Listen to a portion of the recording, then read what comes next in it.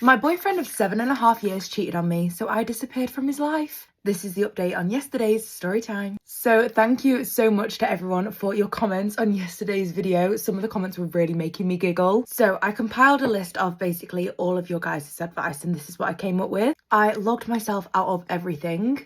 I cancelled the Wi-Fi and then returned the little box to the courier. Took all of my payment details out of our utility bills. I then went ahead and packed up all of our cooking oils, spices, seasonings, those types of things. But I made sure to leave the rosemary because he is allergic to rosemary. And then here's where I started to get a little bit more savage. I printed out a picture of his Tinder profile, framed it and then left it on the dinner table. I then went outside, grabbed a little bit of our dog's shit and left it right next to the framed picture, just in case he was confused about my feelings on the situation. I then took a video of the entire flat because I didn't want him to go to our landlord and wreck the place and be like, look what she did. Made myself a little appointment at the doctor's to get tested for STDs. Stay safe out there, kids. Now, here's the thing. I already had this man blocked by the time he landed from his flight. And this is when I started to get a barrage of calls from his sister, from his parents, and I genuinely didn't even notice them. However, when I finally saw his sister was calling, I did actually pick up. And at first, she was incredibly hostile. She was making me out to be some sort of crazy ex-girlfriend that just couldn't let her brother go. Funny that, considering it's only been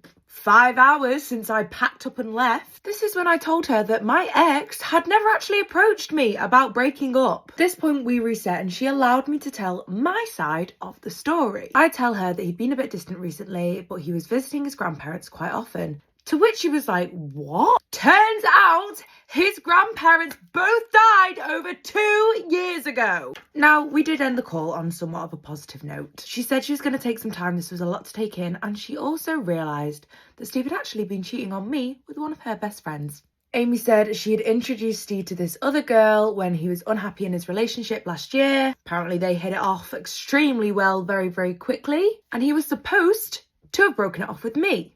Turns out he was also in a full-blown relationship with Amy's best friend, which she was also confused as to why he was then on Tinder. You have 2 girlfriends. So later this evening, lo and behold, I get an email from my ex. Essentially, to sum it up, he asked me to come back to the apartment so we can talk it out. As far as I know, he has absolutely no idea where I am. I truly don't know if I'd have got through this past 24 hours without you guys.